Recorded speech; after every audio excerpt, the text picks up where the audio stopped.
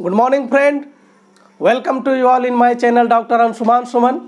आशा करते हैं आप लोग सभी स्वस्थ और अच्छे होंगे और अपने लक्ष्य के प्रति एकाग्र होंगे। मित्रों, आज जो हम पढ़ेंगे वो विश्व इतिहास से संबंधित टॉपिक्स हैं और इसमें पढ़ेंगे हम इटली के एकीकरण के बारे में। यह बता देना चाहता हूँ कि यह जो सब्जेक्ट है या जो विषय है इटली का एकीकरण स्नातक के छात्र के लिए काफ़ी महत्वपूर्ण है और साथ ही साथ यदि आप इतिहास को ऑप्शनल वैकल्पिक सब्जेक्ट के रूप में लेकर के किसी भी पीसीएस यूपीएससी एग्जाम में आप बैठना चाहते हैं तो यह जो टॉपिक्स होगा आपके लिए खास महत्व रखता है, क्योंकि इटली का एकीकरण से खास करके बीपीएससी में कई बार प्रश्न पूछा जा चुका है। तो चलिए मित्रों, समय को जाया ना करते हुए हम इटली के एकीकरण के बारे में पढ़ेंगे। तो सबसे पहला प्रश्न यह है कि इटली का एकीकरण में एक शब्द आता है एकीकरण। एकीकरण क्या होता है? एकीकरण का अर्थ होता है कई खंडों को जोड़कर एक बनाना। और इटली के संदर्भ में आप हमारे पिक्चर को देख करके मैप को आप देख लीजिए। आपकी सुविधा के लिए मैप को बना दिया गया है कि इटली का जो भौगोलिक दशा था, आप देखिए कितने खंडों में इटली टूटा हुआ था, जिस इटली को आज हम जानते हैं। इसी इटली को पूरे को एक करने की जो प्रक्रिया हुआ वह एकीकरण कहलाया। ठीक है, अब स्वाभाविक ही था, क्रमबद्ध तरीके से पढ़ने के लिए आपको खुद ही समझ में आएगा कि यदि इतने सारे खंडित प्रांतों को एक इकट्ठा किया जाएगा तो इसमें कई सारे बाधाएं आएगा। तो अब इसके लिए हम पढ़ेंगे इटली के एकीकरण में बाधाएं क्या थी, और उसके बाद यदि इटली का एकीकरण 1870 ईस्वी में संपन्न हो सका तो इसका अर्थ यह भी निकलता है कि तमाम बाधाओं के बावजूद कुछ ऐसे बिंदु थे जिस पे कि इटली का एकीकरण हो चुका, अर्थात इसके सकारात्मक पक्ष भी थे कि इटली का एकीकरण हो। तो सबसे पहले हम पढ़ेंगे इटली के एकीकरण में बाधा, और दूसरे बात पढ़ेंगे कि इटली के एकीकरण में सकारात्मक पक्ष क्या थे। फिर तीसरा टॉपिक्स होगा कि इस महान इटली के एकीकरण में किन लोगों ने अपना अहम भूमिका निभाया। तो इसमें निकल करके तीन व्यक्ति का नाम आता है, जिसमें सर्वप्रमुख मैजनी, काउंट काबूर और गैरिबाल्डी का नाम आता है। उसके बारे में पढ़ेंगे। उससे संबंधित प्रश्न जो है विभिन्न प्रकार के प्री एग्जाम में पूछे जाते हैं, तो वो सारे तथ्य भी आपके सामने हैं। और उसके बाद जो मेरा जो मेन टॉपिक्स है एकीकरण का प्रक्रिया हम यहाँ जो हम पॉइंट वाइज कर दिए हैं उसको क्लैरिटी के साथ समझा देंगे। आपको बहुत ही आसानी से इटली का एकीकरण और उसके सारे तथ्य समझ में आ जाएंगे। तो चलिए हम देखते हैं मित्रों कि इटली के एकीकरण में बाधाएं क्या था। इटली के एकीकरण में हम पॉइंट वाइज बाधाएं देखेंगे तो इसमें लिखा हुआ है कि अधिकांश जनता अशिक्षित एवं गरीब था। आज भी किसी भी देश की समस्या, सबसे ज्यादा समस्या यही रहता है कि अशिक्षा और गरीबी जो है बहुत ही मूल समस्या होता है, और वह जो है इटली के इस भूखंड में व्याप्त था, इसलिए एकीकरण में काफ़ी तकलीफें आ रही थी। दूसरा पॉइंट था कि छोटे छोटे राजा वो सामंत इसका विरोध करते थे। यहाँ पे लॉजिकल बात है कि छोटे छोटे राजा इसका विरोध क्यों करते थे, क्योंकि अभी अलग अलग प्रांतों में छोटे छोटे राजा या सामंत थे, वो स्वतंत्र थे, अपनी इच्छा का जिंदगी जी रहे थे, विलासितापूर्ण जिंदगी जी रहे थे, ऐशो आराम में रह रहे थे। लेकिन जब इटली का एकीकरण होता तो इसका स्वरूप चाहे गणतंत्रात्मक होता या वैध राजतंत्रात्मक होता या पोप के अधीन ही होता, तो ये छोटे छोटे प्रांतों का जो है अस्तित्व जो है खतरे में आ जाता। इसीलिए छोटे छोटे राजा और सामंत इसका विरोध कर रहा था। एकदम क्लियर है। चलिए तीसरा पॉइंट देखेंगे। महत्वपूर्ण जो इसके दो प्रांत थे, लोम्बार्डी और वेनेशिया। मित्रों, चूंकि ये सारे नाम आ रहे हैं, यूं अगर आप पढ़ते तो काफी परेशानी होता। इसके लिए बहुत आपको समझ में बहुत अच्छा सा है, इसके लिए आपको मैं मैप भी बना दिया हूं। तो ये लोम्बार्डी देखिए, ये एरिया है लोम्बार्डी का, ये वाला एरिया, और वेनेशिया का ये एरिया। ये हालांकि इटली का पार्ट था, लेकिन किसके अधीन था? ऑस्ट्रिया के अधीन था ये। तो स्वाभाविक बात है एक महत्वपूर्ण पार्ट जो इटली का था, लोम्बार्डी और वेनेशिया, वो ऑस्ट्रिया के अधीन था। तो ऐसे में इटली का एकीकरण जो है अगर होता भी तो वो संपूर्ण नहीं हो पाता, अर्थात लोम्बार्डी और वेनेशिया का ऑस्ट्रिया के अधीन जो है होना इटली के एकीकरण में एक बाधा उत्पन्न कर रहा था। ठीक है, अब आइए कि पोप को डर था कि उसके अधिकार में कमी हो जाएगा। तो स्वाभाविक बात है यदि राजतंत्र मजबूत होगा तो पोप जो है, पोप का अधिकार कम हो जाएगा, और जब पोप का अधिकार कम हो जाएगा तो पोप अभी कभी भी अपना वर्चस्व खोना नहीं चाहेगा। इसलिए पोप भी किसी भी सूरत में इटली का एकीकरण करने के पक्ष में नहीं था। तो अब आप लोग को समझ में आ रहा होगा ये तमाम बाधाएं। इसके बावजूद भी अगर देखें तो इटली का एकीकरण का प्रस्ताव इटली में चल रहा था, वहाँ के बुद्धिजीवी वर्ग उठा रहे थे इस पॉइंट को। तो अगर इटली का एकीकरण होना था तो इटली से बाहर का कोई शक्ति इसको समर्थन करने वाला होना चाहिए था, क्योंकि स्वयं इटली विखंडित था। तब ऐसे में इंग्लैंड व फ्रांस उदारवादी देश जरूर था, लेकिन वो कभी भी नहीं चाहता था कि इटली जैसा देश का जन्म हो और इनको क्या करे, चुनौती पेश करे। तो इंग्लैंड और फ्रांस एक शक्ति के रूप में इटली को नहीं देखना चाहता था। तो मित्रों, मुझे पूरा भरोसा है कि बाधाएं जितनी भी बताया हूं उसमें क्रिस्टल क्लियर आपको समझ में आ गया होगा बाधाएं क्या था। लेकिन इन तमाम बाधाओं के बावजूद इटली का यदि एकीकरण हुआ तो उसके सकारात्मक पक्ष देखिए। सकारात्मक पक्ष क्या था कि ये तमाम भूखंड जो आप देख रहे हैं, ये तमाम भूखंड में एक ही भाषा था, एक ही लिपि था और एक ही धर्म था, कैथोलिक, रोमन कैथोलिक धर्म। तो आप समझ लीजिए कि चाहे तो इटली के प्रांत अलग अलग विखंडित भी क्यों ना हो, लेकिन उसकी भावनात्मक दूरी बहुत ही कम था। वे भावनात्मक रूप से एक दूसरे से जुड़े हुए थे, क्योंकि उसकी लिपि, भाषा और धर्म क्या था, एक ही था। यह बहुत ही सकारात्मक पक्ष था एकीकरण करने हेतु।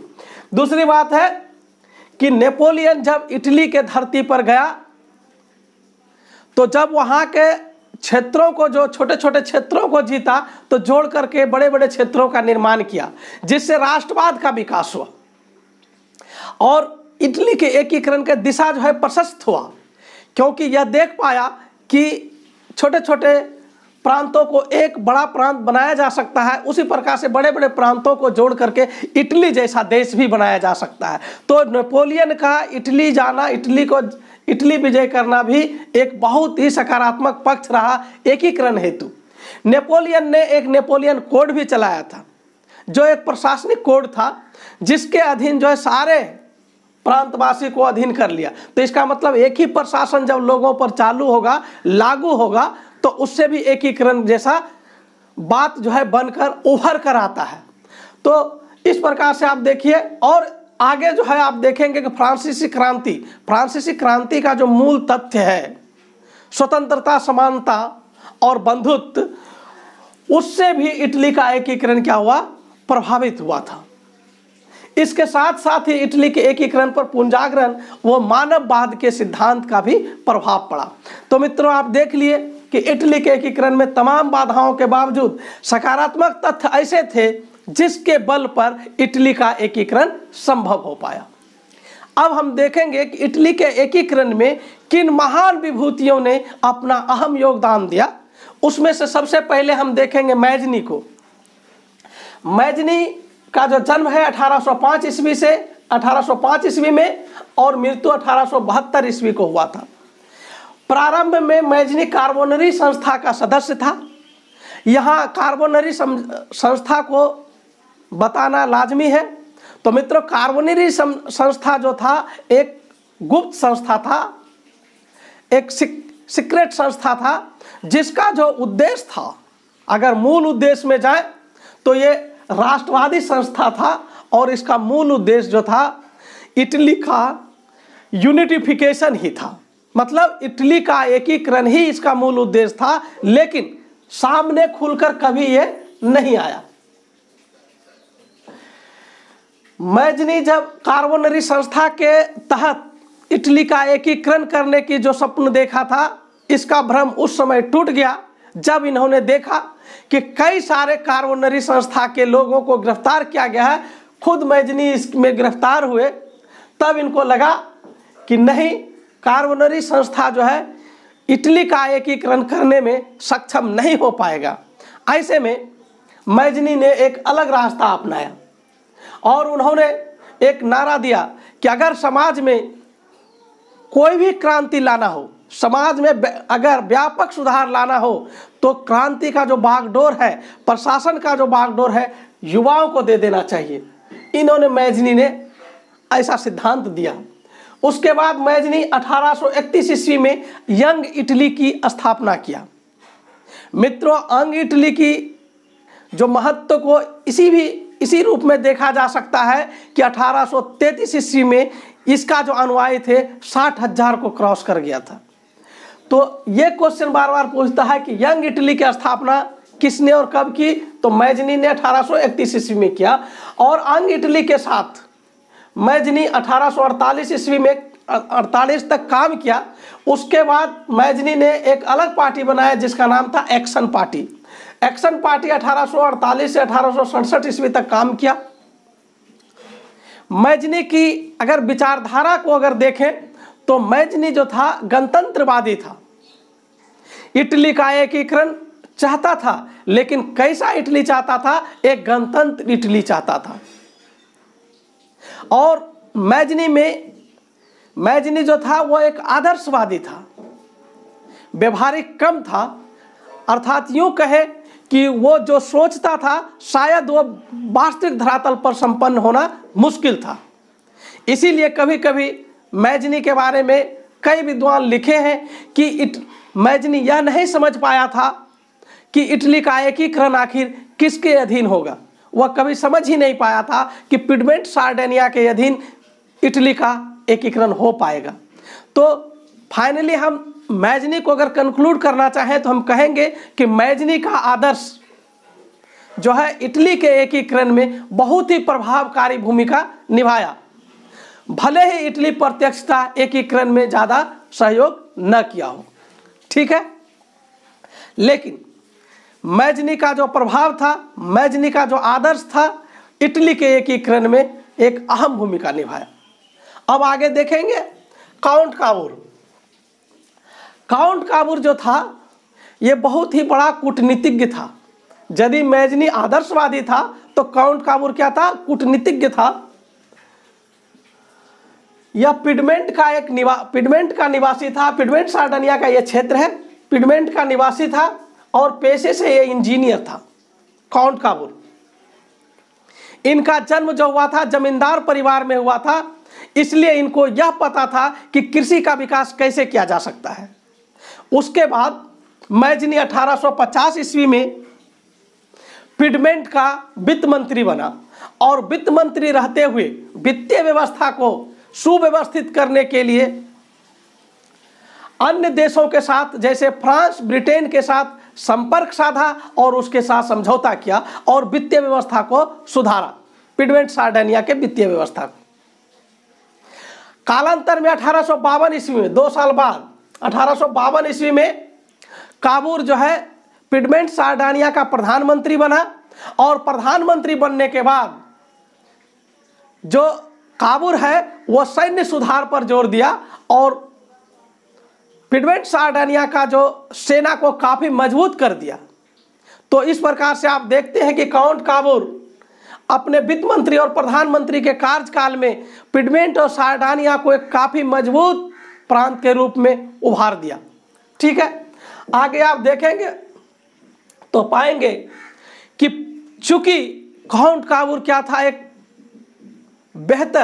एक बहुत ही बेहतरीन कूटनीतिज्ञ था। वह जानता था कि यदि इटली का एकीकरण होना है तो इटली के मुद्दे को वैश्विक बनाना होगा, अंतर्राष्ट्रीय करना पड़ेगा और इसका ये जो है खोज कर रहा था। वैसे मौका का तलाश काउंट काबूर कर रहा था। हम आगे चलकर इस पर डिस्कस करेंगे किस प्रकार से काउंट काबूर ने इटली के मुद्दा को वैश्विक अंतर्राष्ट्रीय बना दिया, जिसके कारण से इटली का एकीकरण संभव हो पाया। चलिए उसके बाद हम पढ़ेंगे काउंट काबूर के बाद एक और इंपॉर्टेंट महत्वपूर्ण व्यक्ति जिसका नाम था गैरिबाल्डी। गैरिबाल्डी अशिक्षित व्यक्ति था, लेकिन उसके अंदर देश प्रेम, देशभक्ति कूट कूट कर भरा हुआ था। आप लाल कुर्ती सेना के बारे में जानते होंगे। लाल कुर्ती सेना का संबंध गैरिबाल्डी से था। गैरिबाल्डी एक समय देश के निर्वासन में भी रहा था, क्योंकि इन्होंने प्रारंभ में पिडमंट का जो है विरोध किया था।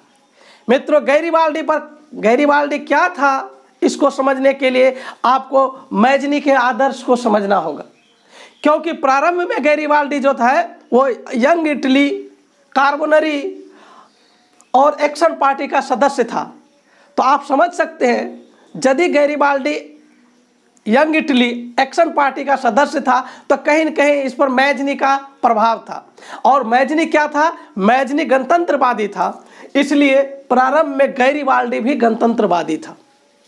लेकिन 1856 ईस्वी में जब गैरिबाल्डी काउंट काबूर से मिला, तब जो है इसका मन बदला। काउंट काबूर का प्रभाव इस पर आया और यह वैध राजतंत्र को समर्थन करने लगा। तो देखिए, कंसेप्ट आप समझ में आ रहा है। पहले ये मेजनी को फॉलो किया था, तो पहले ये आदर्शवादी था। जब ये काउंट काबूर से मिला तो स्वाभाविक बात है, काउंट काबूर जो है वैध राजतंत्र को मानता था। कौन सा? वैध राजतंत्र। काउंट काबूर जो है वैध राजतंत्र इसका आदर्श था। इसका जो विचारधारा था वैध राजतंत्र था काउंट काबूर का। तो अब गैरिबाल्डी को अगर समायोजित करना पड़ेगा तो प्रारंभ में यह आदर्शवादी था, लेकिन बाद में क्या हुआ? वैध राजतंत्र को समर्थन किया, क्योंकि बाद में उसका संपर्क किसके साथ हुआ? काउंट काबूर के साथ हुआ। तो इस प्रकार से ये तीन व्यक्ति थे। ये लाल कुर्ती सेना के बल पर ही गैरिबाल्डी ये जो नेपल्स है और नेपल्स और सिसिली का क्षेत्र को जीता था। हम चरणबद्ध तरीके से उसके बारे में आगे भी पढ़ेंगे। तो अभी तक आप लोग देखें कि इटली के एकीकरण में बाधाएं क्या था, उसके सकारात्मक पक्ष क्या थे, और उसमें जो महत्वपूर्ण योगदान देने वाले लोग थे वो तीन थे, उसके बारे में हम पढ़े। इसमें एक और लोग को जोड़ा जा सकता है, विक्टर इमैनुअल सेकेंड, जो कि चार्ल्स एल्बर्ट का पुत्र था और ये पिडमोंट का वैध राजा था। इन्होंने भी इटली के एकीकरण में अपनी महत्वपूर्ण भूमिका निभाया, उसको भी हम आगे पढ़ेंगे। तो ये तीन के बाद अगर चौथा कोई व्यक्ति को जोड़ना पड़े तो इमैनुअल सेकेंड को हम जोड़ सकते हैं। ठीक है, तो अभी तक यहाँ तक आपको समझ में आ गया। एक बार 2 मिनट के लिए सिर्फ मैप को देखेंगे और उसके बाद इसके चरण को पढ़ेंगे तो बहुत ईजी होगा। जल्दी से मैप को देखते हैं। तो मित्रों, ये जो क्षेत्र है, देखिए ये जो वेस्ट साइड है, यहाँ पे फ्रांस है, यहाँ पे स्विट्जरलैंड है, यहाँ ऑस्ट्रिया है, ये एड्रियाटिक सी है, ये भूमध्य सागर है, ठीक है, ये कोर्सिका है। अब जो देखिए इसका इटली का जो खंडित पार्ट था, यहाँ पे ये सेवाय है, ये नीस है, ये kingdom of Sardinia, Lombardy, Venetia, Parma, Modena, Tuscany, Romagna भी इधर ही है। ठीक है, ये पपल स्टेट का मतलब होता है पोप का राज। ठीक है, और ये नेपल्स है और ये सिसिली है। आपको देखने के लिए ये सारे आप देख लिए। अब हम देखेंगे कि इसका जो है प्रक्रिया किस प्रकार से इटली का जो है एकीकरण संपन्न हुआ। तो उसके जो है सबसे पहले इटली के एकीकरण में का जो प्रक्रिया प्रारंभ होगा, सबसे पहले हमको वियना कांग्रेस को जानना पड़ेगा। तो वियना कांग्रेस क्या था? वियना कांग्रेस की स्थापना 1814 से 1815 के बीच में हुआ था। इसका मूल उद्देश्य था लंबे समय तक यूरोप में शांति व्यवस्था को स्थापित करना। लंबे समय तक यूरोप में शांति व्यवस्था को स्थापित करना। और इस वियना कांग्रेस की जो अध्यक्षता है, मेटरनिख नामक व्यक्ति जो कि ऑस्ट्रिया का चांसलर था, इसकी अध्यक्षता कर रहा था। और मेटरनिख कभी भी इटली का एकीकरण नहीं चाहता था। तो हम ये कहें कि वियना कांग्रेस की जहां उद्देश्य लंबे समय तक यूरोप में शांति स्थापित करना था, इसका उलट यह हुआ कि यह कांग्रेस यूरोप में शांति के जगह अशांति को जन्म दिया। क्योंकि मेटरनिख ने क्या किया, इटली के जो ये छोटे छोटे प्रांत थे वो अपने अनुसार से तोड़े और अपने अनुसार से लोगों को दिया ताकि इसका एकीकरण संभव नहीं हो पाए। कैसे तोड़ा उसको समझिए, मजा आएगा। ये लोम्बार्डी और वेनेशिया है, ये खुद ऑस्ट्रिया अपने पास रखा, मेटरनिख अपने पास रख लिया, ठीक है। ये जो देख लीजिए ये वाला ये पूरा एरिया यहाँ से यहाँ तक का एरिया ये पोप के अधीन कर दिया। तो स्वाभाविक बात, जब दो डिसेंट्रलाइजेशन होगा तो एकीकरण में समस्या होगा। अब देखिए ये जो है परमा, मेडोना, टस्कनी, ये हैप्सबर्ग के अधीन कर दिया। हैप्सबर्ग एक वंश था, उसको दे दिया, तो यहाँ पे इसका शासन होने लगा। उसके बाद ये नेपल्स को देख रहे हैं आप और सिसिली को देख रहे हैं, ये एरिया बुर्बो वंश को दे दिया, डायनेस्टी है। और यहाँ पे देखिए अब किंगडम ऑफ सार्डानिया है। तो आप अब समझ गए कि ये जो है मेटरनिख वियना कांग्रेस में इटली को खंडित कर दिया और उन्होंने कहा कि इटली एकमात्र भौगोलिक अभिव्यक्ति है, इटली हो नहीं सकता। आप समझ सकते हैं कि मेटरनिख किस प्रकार से चाल चला कि इटली का किसी भी प्रकार से एकीकरण और इटली एक शक्तिशाली राष्ट्र के रूप में उभर ही ना सके। लेकिन जब बात हो एकीकरण का, जब बात हो कुछ ऐसे तथ्यों को सामने लेकर आने का, तो स्वाभाविक ही है कुछ लोग कुछ समय एक प्रकार से सामंजस्य स्थापित करता है और वो चीज़ को जन्म देता है। और यही परिस्थितियां था कि इटली को एकीकरण करने से कोई रोक नहीं सका। तो चलिए हम देखेंगे 1815 से 1848 के बीच में इटली में राष्ट्रवादी विचारधारा पनपा। जो राष्ट्रवादी विचारधारा पनपा, तो आप राष्ट्रवादी विचारधारा पनपने का कारण नेपोलियन का आगमन भी कह सकते हैं, फ्रांसीसी क्रांति, पूर्ण जागरण, मानववाद इत्यादि कारण से 1815 से 1848 के बीच में राष्ट्रवादी विचारधारा पनपा। और राष्ट्रवादी विचारधारा जब पनपा तो बुद्धिजीवी वर्ग लोग जो थे वो इटली का एकीकरण चाहते थे। लेकिन समस्या ये हुआ कि आखिर इटली का एकीकरण हो तो किस विचारधारा के अधीन हो। वहाँ तीन विचारधारा सामने निकल कर आया। एक तो आया गणतंत्रवादी। मित्रों, जैसे ही गणतंत्रवादी बोलते हैं आपको समझ में आ गया होगा कि गणतंत्रवादी किसका सोच था, मैजनी का। उसके बाद दूसरा विचारधारा निकला वैध राजतंत्र। वैध राजतंत्र जैसे ही बोलते हैं समझ में आपको आता है कि काबूर का विचारधारा था। और उसके बाद तीसरा विचारधारा निकला जियोवारी, जिसको न्यू गल्फवादी कहते हैं, ये पोप का समर्थक था। तो अब आपको मजा आने लगा होगा कि वियना कांग्रेस ने इटली को तोड़ने का काम किया, लेकिन बुद्धिजीवी वर्ग में राष्ट्रवादी भावना उत्पन्न हुआ और ये तीन विचारधारा सामने निकल के आ गया। एकीकरण होना तय हो गया था, लेकिन किस रास्ते से तय होना, किस रास्ते से एकीकरण होना था अभी तय नहीं हो पाया। पे आप ये देख लिए विचारधारा के संबंध में। इसी बीच 1830 से 48 के बीच में पूरे यूरोप में क्रांति होने लगा और यह क्रांति जो है इटली को भी प्रभावित किया। सिसिली और नेपल्स में जब यहाँ पे क्रांति छिड़ा तो पूरे इटली में छा गया, यानी कि इटली भी क्रांति से वंचित नहीं रहा। ऐसे में ये चार्ल्स एल्बर्ट जो था ये सार्डिनिया और पिडमेंट का राजा था और मैजनी, जो आपको पहले ही इसके बारे में बता दिया हूँ, ये इस क्रांति में सक्रिय भूमिका निभाया था। और तीसरा था पोप। तो पोप तो पहले से ही डटा था। तो आप समझिए कि यहाँ की जनता इस यूरोपीय क्रांति में इन तीन लोगों को निहार रहा था कि किस प्रकार से इटली को ये तीनों में से कोई आगे ले जाएगा।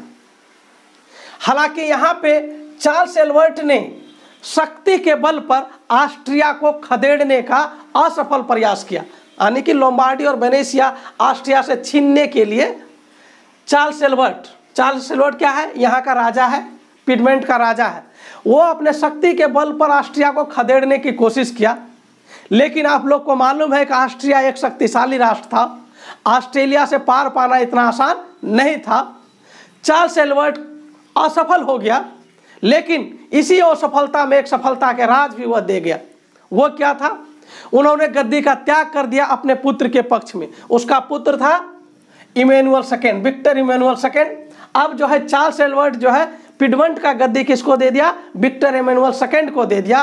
और संजोग से विक्टर एमेनुअल सेकंड को एक वित्त मंत्री और पुनः प्रधानमंत्री के रूप में काउंट काबूर जैसे प्रकांड विद्वान मिला, जो कि ओजस्वी कूटनीतिज्ञ था। तो यहाँ से जो है रियल स्टोरी शुरू होगा कि किस प्रकार से इटली का एकीकरण होगा। काउंट काबूर और इमैनुअल सेकंड का जो जोड़ी था, यह इटली को एकीकरण करने के लिए आगे चल पड़ा। वैसे में महान कूटनीतिज्ञ काबूर जो विदेशी सहायता को तलाशने लगा, जिसमें वह पाया कि इंग्लैंड भले उदारवादी है लेकिन इटली की शक्ति को वह पहचानता है और इटली को शक्ति के रूप में देखना नहीं चाहता है, अतः इटली उसका सहायता नहीं कर सकता है, सहायक नहीं होगा एकीकरण के लिए। तब उन्होंने फ्रांस के तरफ अपना मुख मोड़ा और उस समय फ्रांस का जो राजा था नेपोलियन थर्ड था, और वह एक ऐसा व्यक्ति उसको महसूस हुआ कि यही व्यक्ति है जो कि इटली के एकीकरण में सहायक होगा। तो काउंट काबूर चूंकि कूटनीतिज्ञ था, भली भांति नेपोलियन थर्ड को समझा, और दूसरी तरफ नेपोलियन थर्ड भी इस काम को करने के लिए आतुर था। आप कहेंगे ऐसा क्यों था? क्योंकि नेपोलियन थर्ड एक दंभी व्यक्ति था। वह दंभ भरता था कि नेपोलियन प्रथम ने जिस एकीकरण का शुरुआत इटली में किया था उसका पूर्ति नेपोलियन थर्ड करेगा। आप समझ गए होंगे कि नेपोलियन फर्स्ट जो था इटली में आया था और राष्ट्रवाद को जन्म दिया था इटली में, अर्थात एकीकरण करने की जो प्रक्रिया सर्वप्रथम प्रारंभ किया था इटली में, कौन किया था? नेपोलियन प्रथम किया था। नेपोलियन थर्ड दंभ भरता था कि जो प्रक्रिया प्रथम ने शुरू किया था वो हम समाप्त करेंगे, यानी कि हम इटली को एकीकरण करके ही छोड़ेंगे। दूसरी बात, नेपोलियन थर्ड यह काम करके अंतर्राष्ट्रीय छवि बनाना चाहता था, तो वही नेपोलियन थर्ड उदारवादियों को अपने पक्ष में भी करना चाहता था। तो ये तमाम परिस्थितियां नेपोलियन थर्ड और काउंट काबूर के पक्ष में था। तब इन दोनों के बीच में एक संधि हुआ जिसका नाम था प्लेम्बियर्स का संधि। यह बहुत इंपॉर्टेंट है। कौन सा संधि? प्लेम्बियर्स का संधि। प्लेम्बियर्स के संधि में यह तय किया गया कि नेपोलियन थर्ड जो है काउंट काबूर को अर्थात पिडमेंट को 2 लाख सेना युद्ध के समय देगा। साथ ही विक्टर एमेनुअल सेकंड की जो पुत्री था नेपोलियन थर्ड के चचेरे भाई से शादी किया, और यह तय किया गया कि ये सेवाय और नीस का जो क्षेत्र है वो फ्रांस को दे दिया जाएगा। यह तय हो गया किसमें? प्लेम्बियर्स की संधि में। अगर प्लेम्बियर्स की संधि को कंक्लूड किया जाए तो इस संधि के बारे में कहा जाता है यह एक घृणित संधि था, जिन्होंने सीधे युद्ध का आमंत्रण दिया था। किसके विरुद्ध? ऑस्ट्रिया के विरुद्ध। ठीक है, हालात इस प्रकार से बन ही रहे थे कि ऑस्ट्रिया को हड़बड़ाहट हो गया। वह समझ गया कि आज न और कल बड़ी परेशानी को ऑस्ट्रिया को झेलना पड़ेगा। तो हड़बड़ाहट में ही ऑस्ट्रिया क्या करता है? इटली पे आक्रमण कर दिया। यही मौका काबूर खोज रहा था। फ्रांस की सेना से वो समर्थन लिया और काउंट काबूर ऑस्ट्रिया को हराने लगा।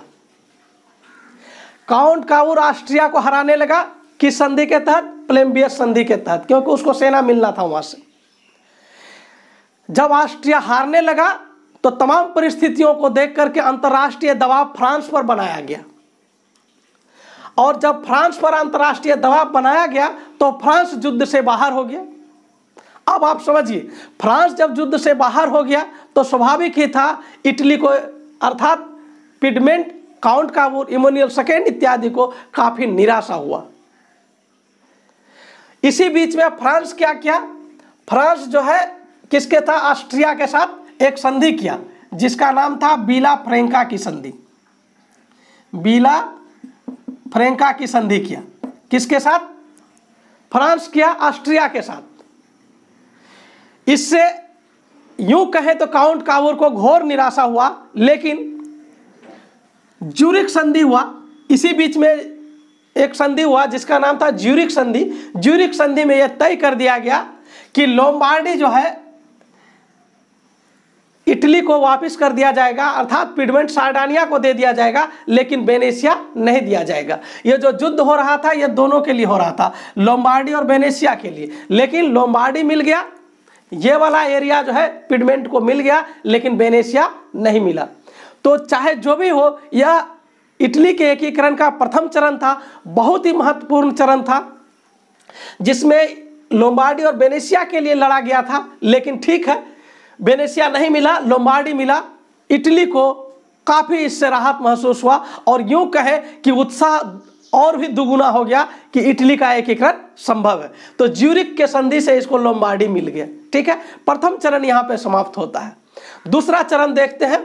तो दूसरे चरण में हम देखेंगे कि ये क्या किया, काउंट काबूल पुनः नेपोलियन थर्ड को विश्वास में लिया और मध्य इटली का जो क्षेत्र था, जो कि हैब्सबर्ग के अधीन था, जैसे कि परमा, मेडोना, टस्कनी और रोम इत्यादि में जनमत संग्रह करा दिया गया। तो सेकेंड जो चरण है वो जनमत संग्रह का चरण है। पुनः किसका सहायता? नेपोलियन थर्ड का सहायता।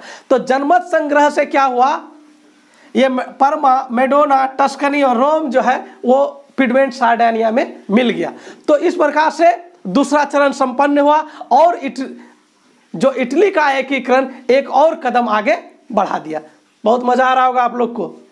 तो ये एरिया ऑलरेडी यहाँ से यहाँ फिर अभी तक एकीकृत हो चुका है। चलिए अब तीसरा देखेंगे।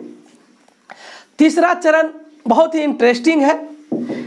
तीसरा चरण ये सिसिली और जो नेपल्स का जो एरिया है, यूँ कह सकते हैं कि कोई भी ऐसा व्यक्ति नहीं था गैरिबाल्डी को छोड़कर कि इस एरिया को जीत सके। गैरिबाल्डी ने लाल कुर्ती सेना, मात्र 1000 लाल कुर्ती सेना से सिसिली और नेपल्स को जीत गया। इसका मन पोप के राज्य को भी जीतने का था, लेकिन काउंट काबूर एक कूटनीतिक व्यक्ति था। वह यह समझने लगा कि अगर गैरिबाल्डी अगर पूरे राज्य को, इस प्रकार के सारे राज्य को जीतेंगे तो कहीं वह गणतंत्रवादी पुनः अपने विचारधारा पर, प्रारंभिक विचारधारा पर मुड़ गया तो एकीकरण में समस्या होगा। तब काउंट काबूर खुद विक्टर एमेनुअल को लेकर ये पोप स्टेट को पहुंच गया और गैरिबाल्डी अपने समस्त जीते हुए प्रांत जो है विक्टर एमेनुअल सेकेंड को सुपुर्द कर दिया। एक सच्चे राष्ट्रभक्त, देशभक्त को अगर जानना हो तो गैरिबाल्डी के नाम को बड़ी शान से आप ले सकते हैं। तो अपने देश के लिए सब कुछ किया और कोई पुरस्कार नहीं लिया। ठीक है मित्रों, तो गैरिबाल्डी का काम क्या हुआ तीसरे चरण में, ये सिसिली और नेपल्स को जीत गया था। आप देख लीजिए फिगर को, ये एरिया पूरा जो है अब जो है इटली के एकीकरण का हिस्सा बन चुका था। अब बच गया था कौन, ये पपल स्टेट तो विक्टर एमेनुअल जीत गया था। ठीक है, बच गया था वेनेशिया और रोम। ठीक है, तो अब देखेंगे चौथा चरण में देखेंगे। चौथा चरण का जो युद्ध होता है वो वेनेशिया के लिए होता है। 3 चरण आप समझ गए। पहला चरण में लोम्बार्डी, सेकेंड चरण में ये मिडिल वाला परमा, मेडोना और टस्कनी जनमत संग्रह से। थर्ड चरण में क्या होता है, नेपल्स और सिसिली। अभी रोम और वेनेशिया बचा हुआ है, तो इसके लिए 2 और चरण चाहिए। तो वेनेशिया का चौथा चरण में वेनेशिया को किस प्रकार से लिया उसको देखिए। तो वेनेशिया को लेने के लिए इन्होंने क्या किया, उस समय 1866 ईस्वी में जर्मनी का एकीकरण भी उफान पर था। जर्मनी भी अपनी एकीकरण के लिए प्रयासरत था और जर्मनी के चांसलर के बारे में आपको पता है, जर्मनी का राजनीतिक बिस्मार्क। ठीक है, उसके साथ समझौता हुआ। तो उसके साथ जो समझौता हुआ विक्टर एमेनुअल के साथ हुआ। ऐसा इसलिए कि 1861 ईस्वी में ही काउंट काबूर की मृत्यु हो गया था। समझौता यह हुआ कि जब पर्सा का युद्ध ऑस्ट्रिया के साथ होगा, यानी कि पर्सा का युद्ध जब ऑस्ट्रिया के साथ होगा, उसी समय पिडमेंट सार्डानिया को वेनेशिया पर आक्रमण करना है। और हुआ यूं ही कि सैडोवा का युद्ध हुआ 1866 ईस्वी में। सैडोवा का युद्ध 1866 ईस्वी में हुआ और ऑस्ट्रिया क्या किया, पिडमेंट सार्डानिया क्या किया, वेनेशिया पर आक्रमण किया। और प्राग की संधि से, किस संधि से, प्राग की संधि, प्राग की संधि से इसको वेनेशिया प्राप्त हो गया, यानी चौथे चरण में वेनेशिया को भी प्राप्त कर लिया। तो इस प्रकार से आप लोग देख लीजिए कि इटली का जो भौगोलिक भूखंड खंड खंड भागों में था, रोम कर छोड़ करके सारे खंड इकट्ठा हो चुका था। अंतिम चरण देखेंगे, उसमें भी बहुत मजा आएगा। यहाँ पे भी देखिए, जो चौथा चरण था वो जर्मनी के सहयोग से पूरा हुआ, पांचवा चरण भी जर्मनी के सहयोग से पूरा होगा। जर्मनी के एकीकरण के संदर्भ में ही जर्मनी एक सेडान का युद्ध लड़ा 1870 ईस्वी में, और सेडान का युद्ध जो हुआ फ्रांस से हुआ था जर्मनी का। और आपको जानकारी के लिए बता दें, ये पोप स्टेट जो था ना, यहाँ पे फ्रांस का सैनिक ही रहता था, सॉरी ये रोम, यहाँ पे फ्रांस का सैनिक डटा हुआ था रोम में। और जब आप देखिए कि 1870 ईस्वी के सेडान के युद्ध में पर्सा ने फ्रांस को क्या क्या मात दे दिया। फ्रांस ने अपनी सेना को रिट्रीट किया, पीछे वापस खींचा, और इसी समय का फायदा उठाया और इटली यानी पिडमेंट और सार्डानिया रोम पर भी अधिकार कर लिया। तो इस प्रकार से मित्रों, इटली का एकीकरण 5 चरण में संपन्न हो गया 1870 ईस्वी में। तो ये सारे वीडियो को आप लोग देखने के बाद आपको वीडियो कैसा लगा कमेंट बॉक्स में हमको ज़रूर बताइए, और यदि इसी प्रकार का आपको वीडियो और चाहिए तो कमेंट करके लिखिए। आज भर के लिए बस इतना सा ही। Thank you very much.